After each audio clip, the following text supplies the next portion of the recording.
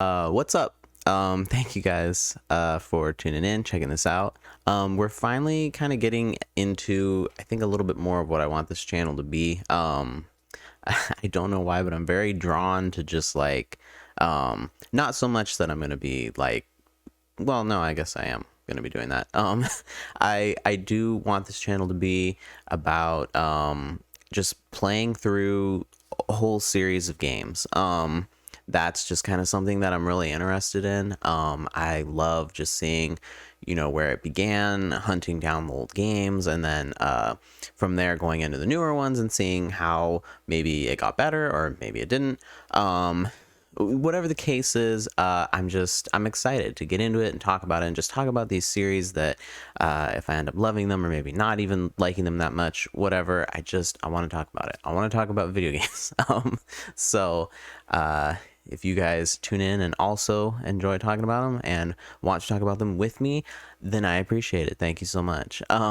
Today we're going to be talking about Infamous. So I decided to start off with an easier series to get a hold of. All of them right now are actually on the PlayStation Plus Premium, and not only that, but they have even First Light, which is like a DLC that I believe got like its own release even. Because I remember seeing the box in the stores, and then it also included the famous Festival of Blood DLC from Infamous 2 as well. So, all right, let's get into it with the very first Infamous.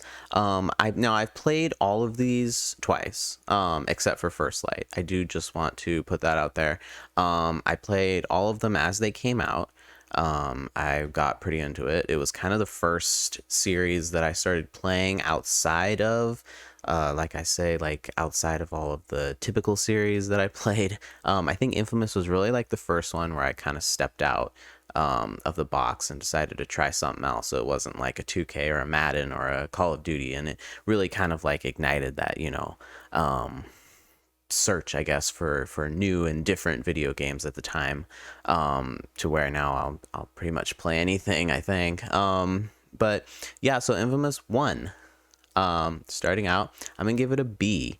And I know that maybe I just also want to clarify that this is not me like reviewing these games. Like, I'm not gonna be giving like detailed accounts of like things wrong with them or good about them or whatever. I'm just gonna be giving stuff that I like that maybe I didn't care for, but again, like it's not gonna be coming from like a super detailed like review style thing. This is just purely based off my opinion and the enjoyment that I had of playing them, which saying that sounds like a review, but like it's not. You should try them all because they're all great games regardless of where I rank them.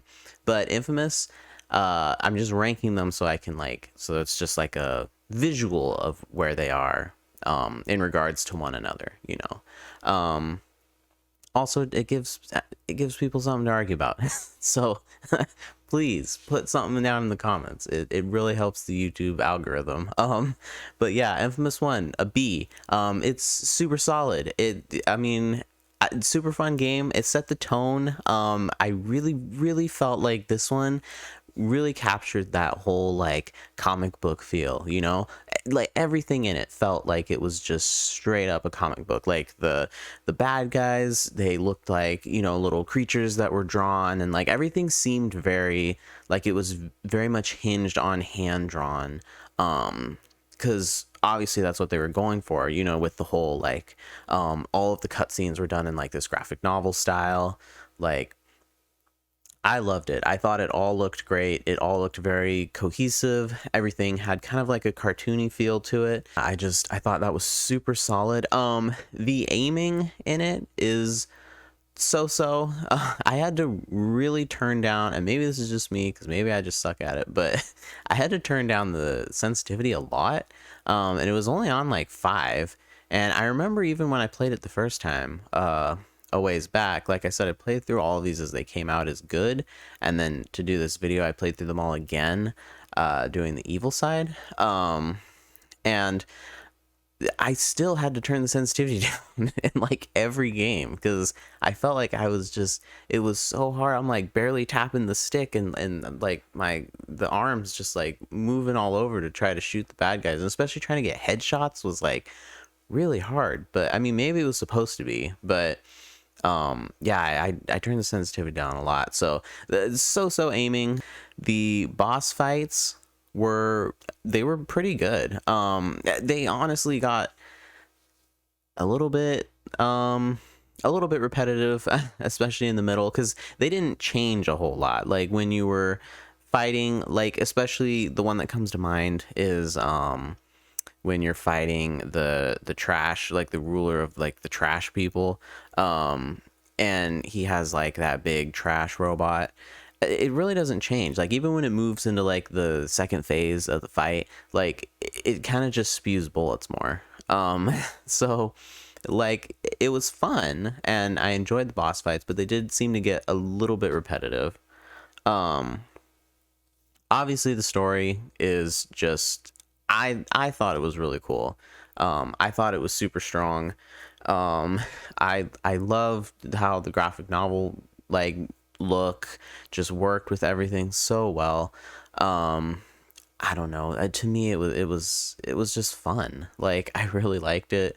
I thought that there were a lot of twists and turns that were really cool. You're dealing with the aspect of like time travel, then it can sometimes get really convoluted and really just like what like you can hit points where it gets like dumb almost, and you get kind of frustrated, but I felt like it never really fell into that. It never tried to veer into that too much. It just stayed kind of dumb, kind of fun. And so yeah, I mean, especially I thought the ending is super strong. I mean, as a kid, when you go in there and it's, it just shows the city and it just says press start, and you click start, and then all of a sudden boom, an explosion, like, and the game just like starts in. That was crazy as a kid. Like I was like, oh, this is what video games can be. I felt like the ending, it set up the second game pretty perfectly. Like I remember as a kid just being like, this is phenomenal. Like I cannot wait for the second one. I can't wait to see what the beast is. Like I was so stoked. And I still, when I played through it again, I was again hyped to go into the second game. So yeah, Infamous, super solid. Little things that bug me. Some of the characters felt really, really unresolved. Namely Sasha. Um, I didn't feel like we had any idea of what happened to Sasha. And even as we went into like Infamous 2, I remember I was really confused because Sasha was not in it at all. Still, she was referenced as a lot of things were from 1, but I was like, we literally never get to see what happened to her. Um, and so I looked into it more because I was like, what am I missing? Like, what did I like miss a DLC, or was there something in the game that I could have done? Like a story mission I missed, a side quest? I mean, I thought I did everything. I think I even collected all the shards. Like, and nope. It just said that her story was resolved in the infamous web comics that came out. They like 2 or I don't know, maybe it was 4 of them or something came out, and I can't remember how many, but yeah, I thought that was kind of weird. I'm not gonna lie, I don't really care for that.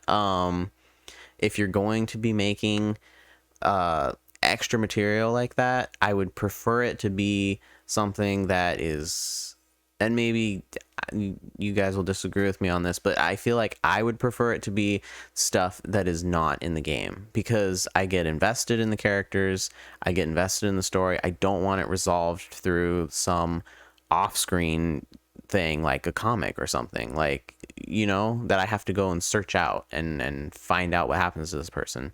Like if they're in the game, I would like them to be resolved in the game, but whatever. That's how it goes. All right, Infamous 2. Um, this game is an A.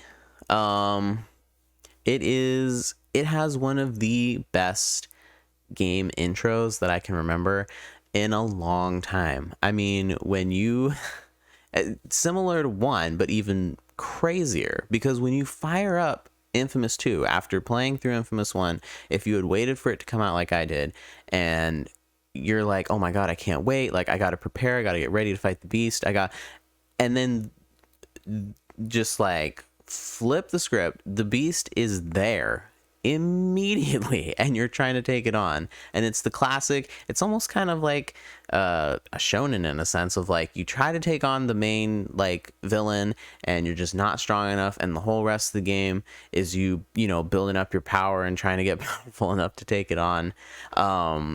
And yeah, it gets you hyped from the jump because that intro is so good.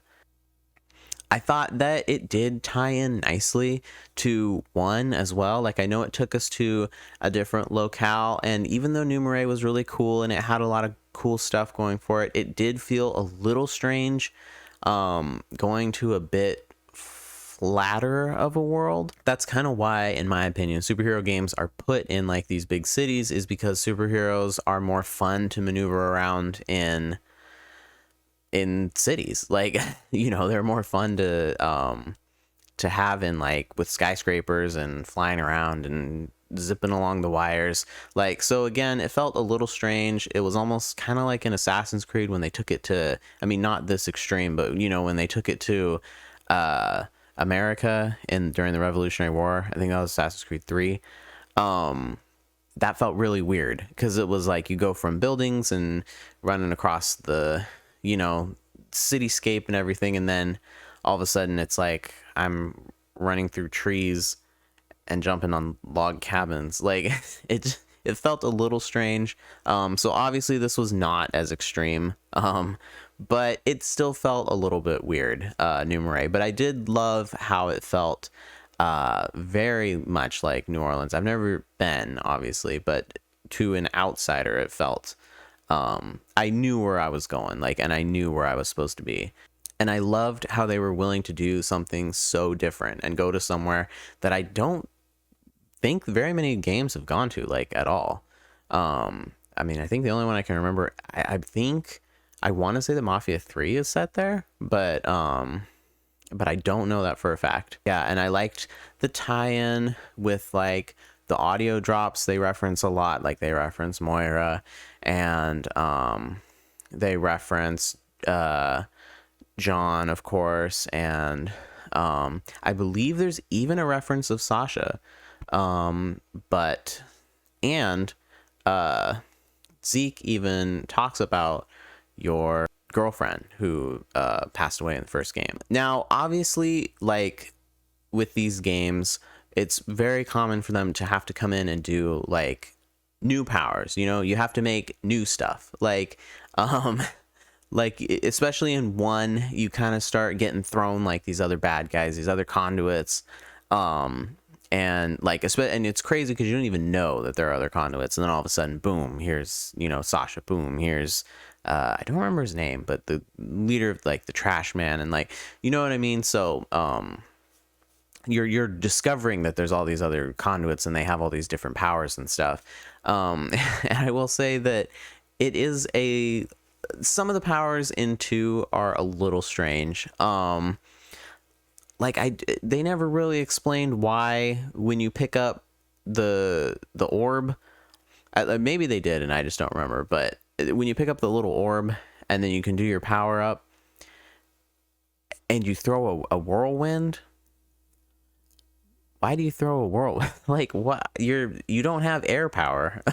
Like, it's very strange. Now I thought that Infamous 2 had extremely fun boss fights. I did not have the same complaint as Infamous 1. The boss fights, while they maybe were not like the craziest, again, in terms of like stuff changing or whatever, they were still really fun. I mean, like, to me, it was super enjoyable to just be riding on the back of Zeke's pickup truck shooting, a giant massive bug kaiju that's chasing you around, or fighting the beast, or if you choose the evil side, just going along with the beast and just absolutely destroying everything. Like, I thought it was super fun. I love the boss fights. I thought they did really well, and they really made them feel like super super epic. I also really like that they incorporated John, because when you kill him in one, it does feel a little strange, and it's like, oh, okay, I've been collecting all these audio drops. Like, I've been figuring out this guy's story, and then he's dead. But then I thought they tied it back together really nicely with the whole John is the beast, and I thought that was just a really cool angle to take with it. And I thought that they really made sense with where the story was going, in terms of, like, hey, there's this plague that came about because of the because of the ray sphere, and this is what we have to do. Make your choice, and it feels like real, like, heavy choices that you're making in the end, which again is really cool, and it goes, chalk it up to good writing, because that I thought it was pretty impactful, whichever one you did choose. I also really like how, when you meet the two ladies in the game who also have powers, there's one that's like the bad one, and then one that's the good one. But I thought it was cool because at the end, when you have to pick, they actually end up flipping roles, and I thought that was super cool. I wasn't expecting it at all. And I'd forgotten about it actually when I played it again, and I was like, oh yeah, you pick, but you don't actually end up picking the one that you thought you were going to pick when you're siding with them as you're going, and so yeah, I thought that was really neat. I did like that part as well. I also have to say, another positive is that it has one of the best outro songs in a video game, bar none, that I've heard. I believe it's called Black Heart Procession. That's a banger song, and especially because of, like, the magnitude of what happens at the end, either or, if you choose good or bad. So great song. It really just, you do the sink in your chair at the end, like, oh, it's over, and the song's just playing, and, like, you feel emotions, man. Like, it's good stuff. Yeah, they picked a great song for that. So obviously they were also trying, because Infamous 2 does look a lot different than Infamous 1. And Sucker Punch was really getting into more of their obviously trying to work on graphics and stuff, and get more into, like, a realistic looking role, I think, because they were trying to go into bigger and better things with Ghost of Tsushima.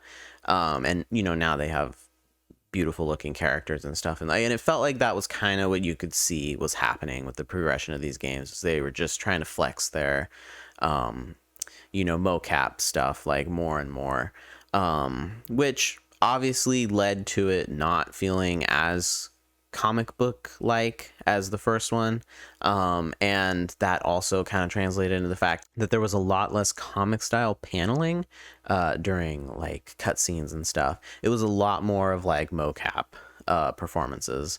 So I mean, it sucked because I really really did enjoy the comic style panels that they would do, but also, I mean, I get it, because it did look really good at the time on the PS3. Like, it was shocking when you go from playing Infamous 1 and then go to put in Infamous 2, like, when it came out. It was jarring. Like, I remember being like, wow, they look good.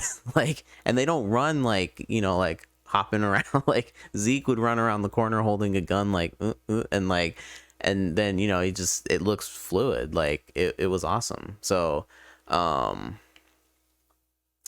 was also kind of a bit of a bummer, but I understand why they did that.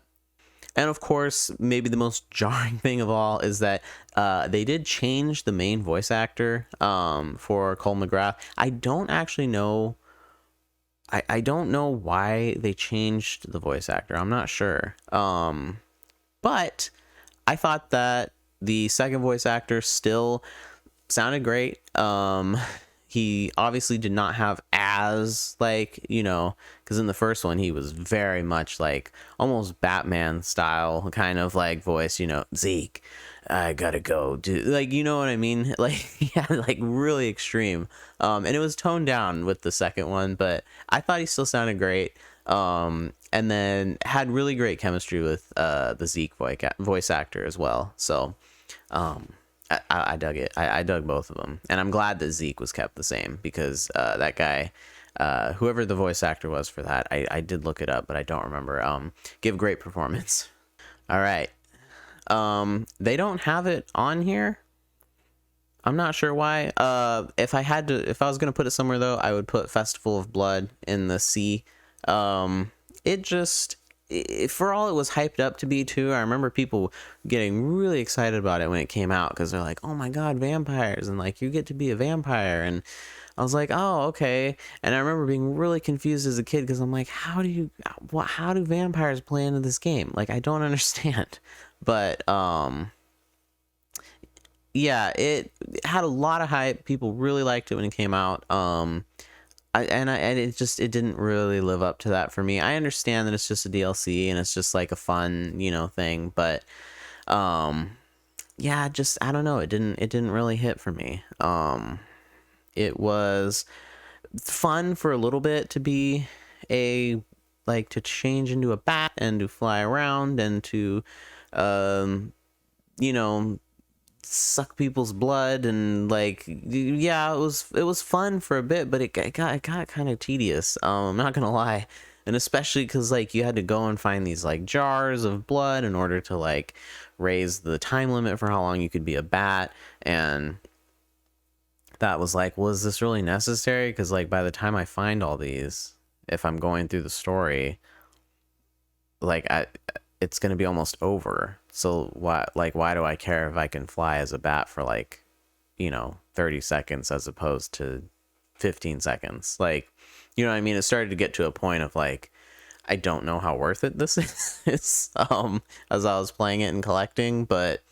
And I did eventually hit a point where I just kind of like stopped, which I didn't do with 1 and 2, even though there was a lot more things to collect. But in Festival of Blood, I was just like, I don't really care. Like, none of this stuff is like getting me anything. It's all just like kind of just trophy stuff, and like, just for like prestige or whatever. Like, so I don't know. I was like, I don't really care. The bat is, I thought it really was really fun to move around as the bat. It felt a little overpowered because you could just turn into a bat and then charge, and then bat, charge, like you could do that, you know, an infinite amount of times, and they never punished you for it, which was a little strange. But yeah, and then but if you weren't doing that, then it actually felt kind of hard like to fight these things, because you were either fighting like the really big, really fast like big bat creatures that were pretty tough, and sometimes there were like multiple of them, and they would just gang up on you and just be swatting you back and forth between each other. And then also when the female vampires with the guns would come around, they were just like hanging from literally anywhere. They were kind of tough to see, and they're just shooting you with like dual Uzis. So you lose life really quick. So that also was kind of like, oh, okay, this feels tedious. Like, I don't know how much I like this. And then the ending just boiled down essentially to a protect mission, where you're literally just, Zeke's like, hey, protect me while I do this. And then you're like, okay. And you're just killing waves of vampires as you wait for Zeke to finish the thing. I don't know. It was not exactly what I had in mind, and what I wanted.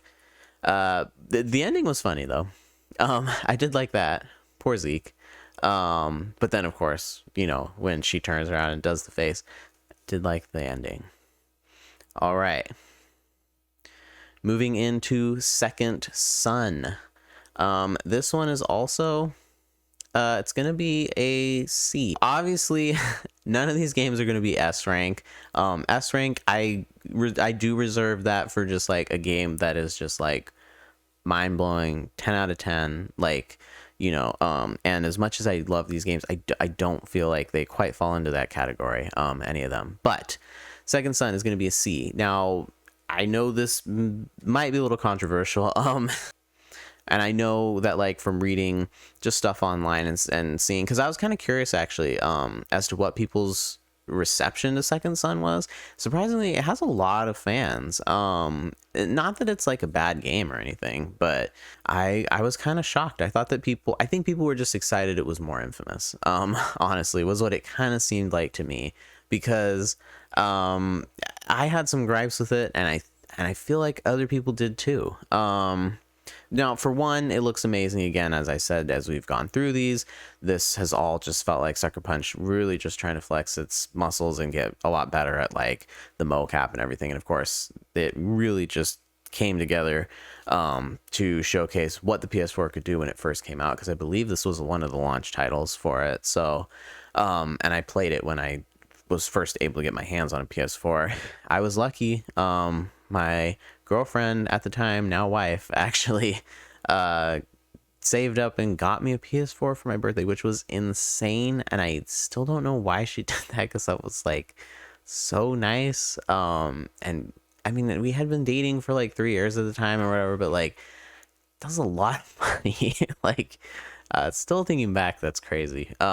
She got it for me at Costco, so it was a little cheaper, but like, still. And I immediately got this one because I was a huge Infamous fan. I couldn't believe there was another Infamous, because it felt like Infamous 2 wrapped up so well.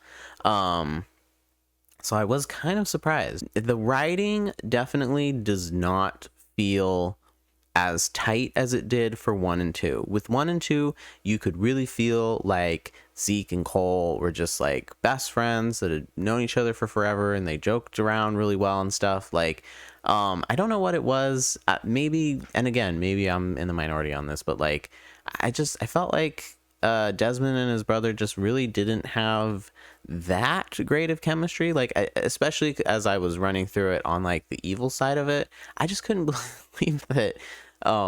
It was kind of unbelievable at times. For like, I'm like, why is my brother still talking to me? Like, I'm just like straight up evil. Like, I'm just like murdering people, and you're just like murderizing, and he gets like says from the beginning, like, hey, I'm not gonna be a part of this if this is what you're gonna do. And yet he's still like talking to you and interacting with you and being like, hey, Desmond, but I love you, man. Like, very strange. It feels very weird. So yeah, it didn't quite hit the same in terms of the dialogue. Augustine, the main villain, felt like a big letdown after the Beast. I kind of liken it a little bit to like, if you have played Mass Effect, and that's maybe another one I'll do, because I have been wanting to go through the Legendary Edition, and I've never played Andromeda. But if you're playing Mass Effect and you have this build up to the Reapers, and maybe this was why Andromeda didn't do well, but and you have this whole build up to like this just cataclysmic event, like the Beast, like the Reapers, like, and then you try to go into the next phase of the story, like, the villain's always going to feel like a letdown, because how do you get any bigger than like the fate of the world, or in Mass Effect's case, the fate of the universe? So that was a little strange. It was a little jarring to kind of go to Augustine, who's just like a leader of like this group hunting down conduits, like, and you're just kind of like, you're not the Beast though. Like, you're not gonna destroy entire towns, like the entire eastern seaboard as you go down the United States. So, I mean, not that it was Augustine's fault, and I thought that the actress did a great job, but it just, like I said, just from a writing perspective, it just kind of felt like a little anticlimactic. But there was literally no way for them to help that. It was always just going to. The game felt to me a little tedious overall. Just felt like there was a lot of busy work in there, because like every zone had like a bunch of like little things like the hunting down the agent or finding the audio log or stuff like that. And especially because the audio log felt just like not as important. Like in 1 and 2, it was really cool because like you're using this audio log to like flesh out the story. Like in 1, we're learning all about John and what he's been doing and what he has to do with the sphere and how he's discovered all this stuff, and he's almost like this wild conspiracy theorist who ends up being correct because he's starting to like piece it together what's going on with Cole, and like it felt really cool. In Infamous 2, you're finding out more about Bertrand and like and the different conduits and like what this means for humanity, and like so like these audio drops feel important, whereas in Second Son I can't even really tell you what they were about. It's about, I think, some guy who's like infiltrated the dupe, as they're called, and I don't remember anything outside of that really, which I think is kind of telling about what these were. But yeah, the game just felt a little tedious, and it felt like busy work, just invading the bases and all this stuff. Yeah, grabbing, blowing up the sides of the trailer and then going up to the thing on top of the trailer roof and shooting it, and yeah, I don't know.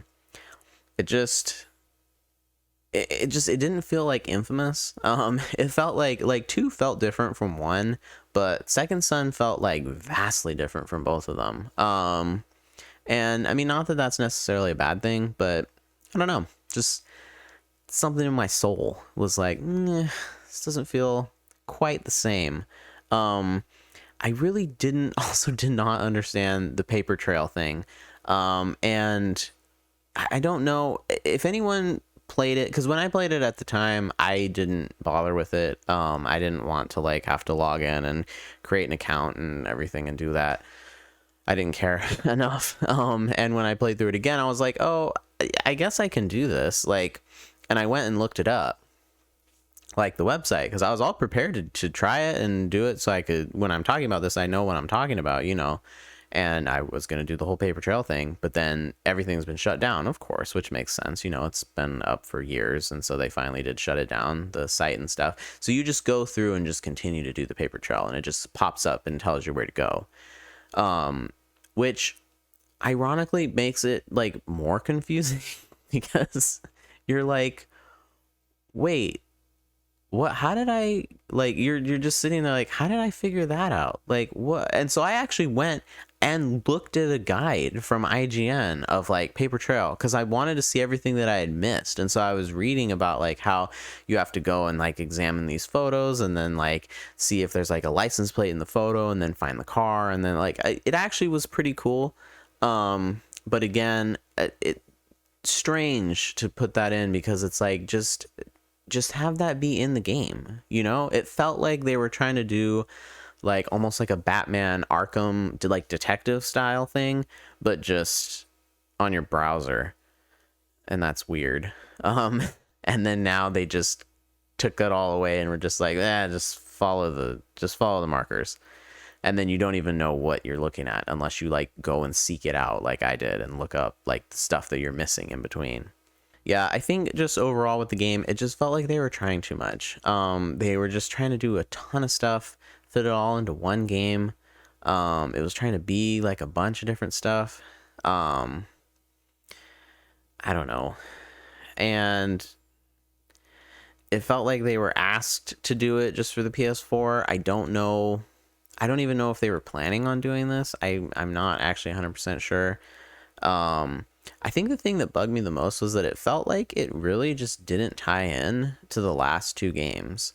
And I'm not sure why that is. Like, I complained about like the tie-in from Infamous 1 to Infamous 2 in terms of like Sasha and Moira and stuff, but like this one really was like, I mean, we're with a whole new character, which is fine, but like they're scared to even like reference the first 2 games. Like they don't even talk about Cole or Zeke or anything until I found out that if you did a pre-order or something, there was like a little tiny side mission called um, Cole's Son or Cole's Legacy. That's it, Cole's Legacy.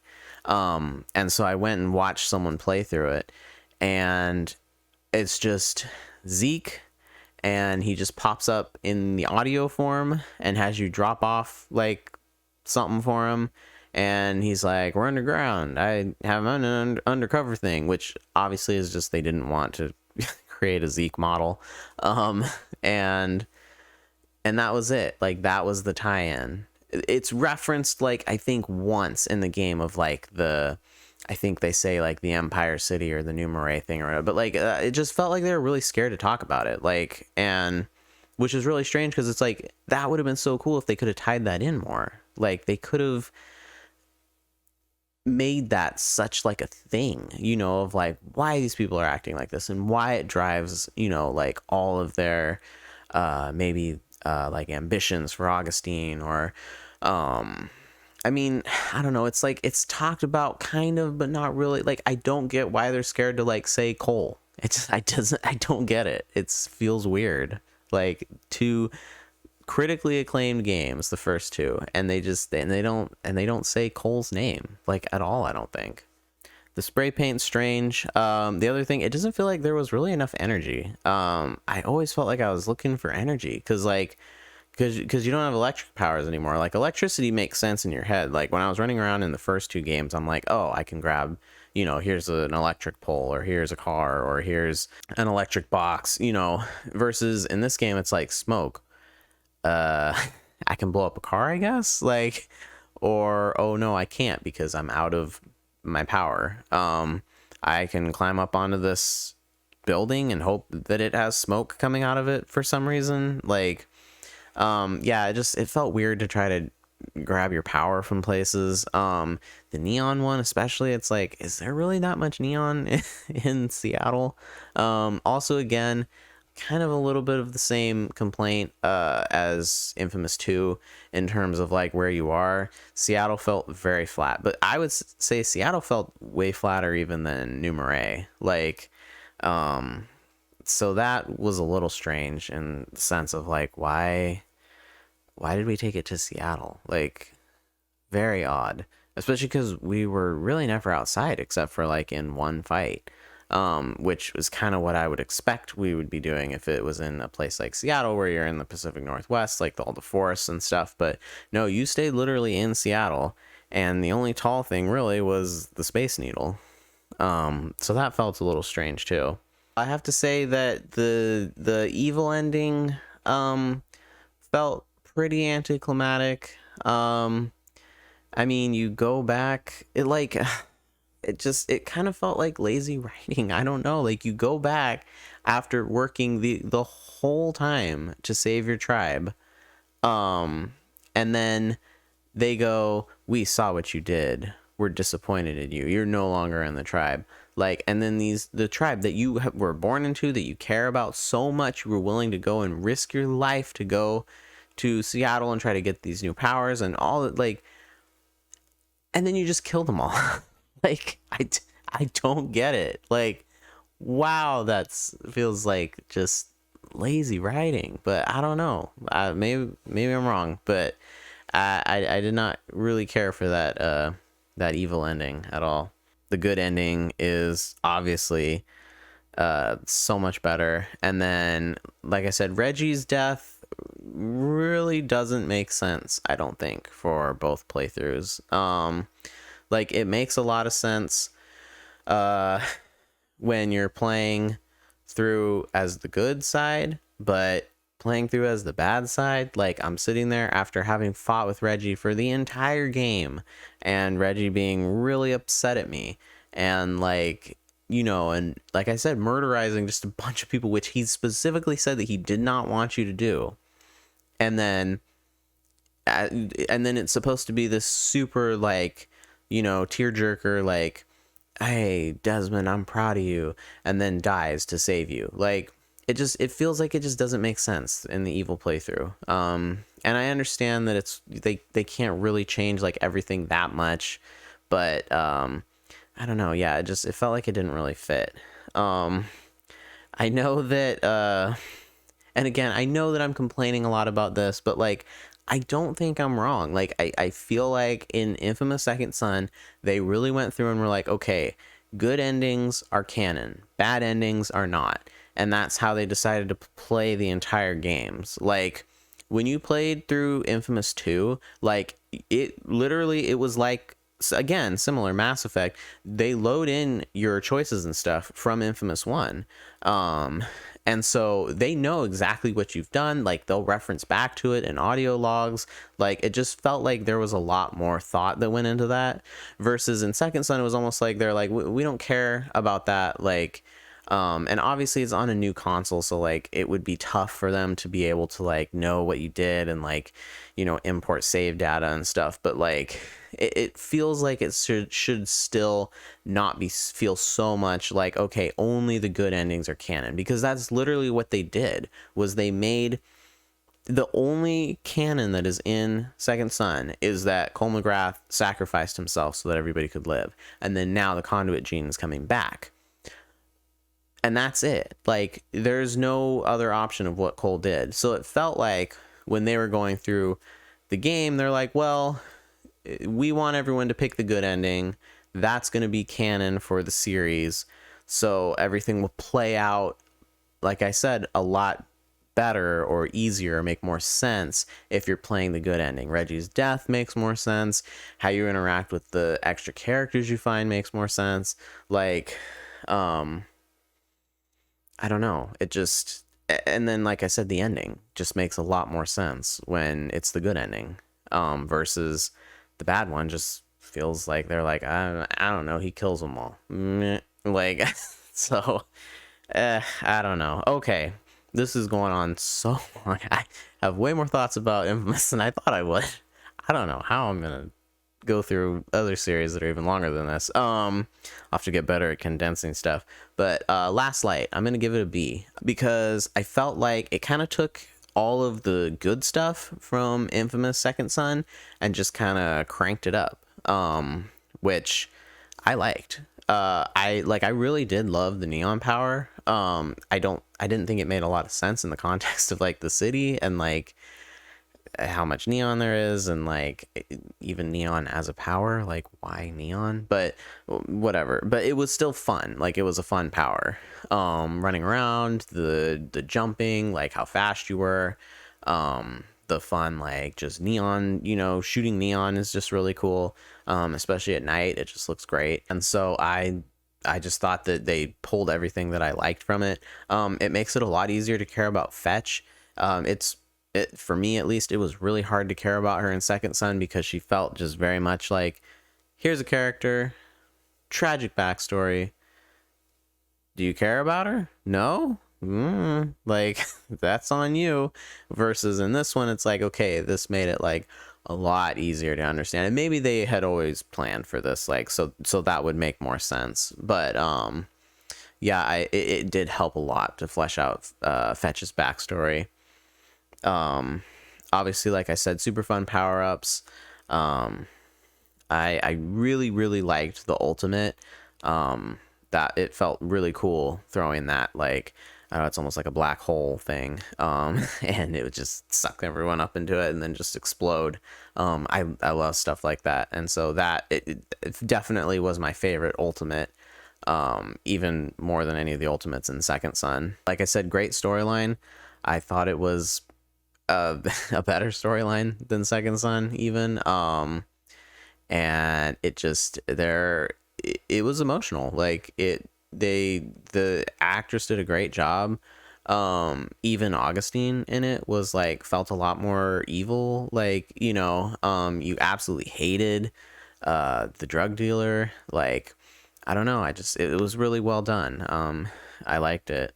Yeah, I remember when I first jumped into it, I was like not excited at all about because I'm like, oh man, I gotta like do these like weird race sequences to like catch this thing, and then like I have to like jump to try to grab these like power-ups, and like but then as I was playing through it, I'm like, oh no, this is actually fun. Like trying to like time your jumps and figure out like how to extend your jumping, and like and kind of like launching yourself through the air. And, you know, it almost felt like Sonic a little bit. Like you felt like you were kind of like running around, and then you jump off, and then you're like trying to hold yourself in the air until you can get there. It actually ended up turning out pretty fun, and then even the racing ended up being pretty fun. I mean, it was tense. I was leaning forward, you know, in my chair, like I've almost got it, like trying to just go that little extra bit to grab it, to grab the power up, and yeah, it ended up being pretty fun. I really did not care at all, though, about the leaderboard challenges. And maybe that's just because, like, now at this point, leaderboard scores are just, like, insane. So, like, I'm never going to get on it. So I didn't really care. And also, you didn't really get anything for doing it aside from, like, you know, again, like, trophies and stuff. So, I didn't end up doing that. I just, The only thing I will say is that at the end, it makes no sense how the drug dealer escapes. Like, you shoot him point blank to kill him, and then he's just outside, and he's running away through the snow. I don't understand how he got away. But I mean, I get it. He's supposed to be kind of the MacGuffin almost, or whatever, of like the final act, and you're got to chase him through the snow. But yeah, that bugged me a little bit, because I'm like, that makes no sense how he got out. Like, I literally shot him point blank. Like, oh well. And then I will say, finally, just as a fun aside, the painting, the neon painting, I actually thought was a lot more fun than the spray painting, because with the neon painting, you could just hold the controller and then just like aim it around, and it just felt good. Like, it felt smooth, just like, you know, versus the spray paint was kind of weirdly like clunky. Like, you had to turn the controller over and then like spraying with the button, but it's not like a real trigger button, because the triggers don't face up and down, they face side to side. So like, it just felt kind of weird. And especially because I was streaming the games through my PC, so I can like be talking to my friends on Discord and stuff while I'm playing. And the controller being plugged in especially makes the spray even more awkward. So I don't know, but anyways, okay, I'm gonna stop talking. Guys, thank you if you made it through and watched through this entire thing of me breaking down and ranking the infamous games. If you agree with the list, let me know. If you didn't, also let me know. And tell me how you would rank them. If you like this, I'm going to be doing more of these. I'm already trying to figure out what's the next series that I'm playing through. So if you have any suggestions, let me know below. But yeah, thanks for watching. If you want to keep up with what's going on, you can subscribe, you can like the video, you can comment, whatever you want to do. It's never expected, but it's always appreciated. And I will see you guys on the next one. Peace.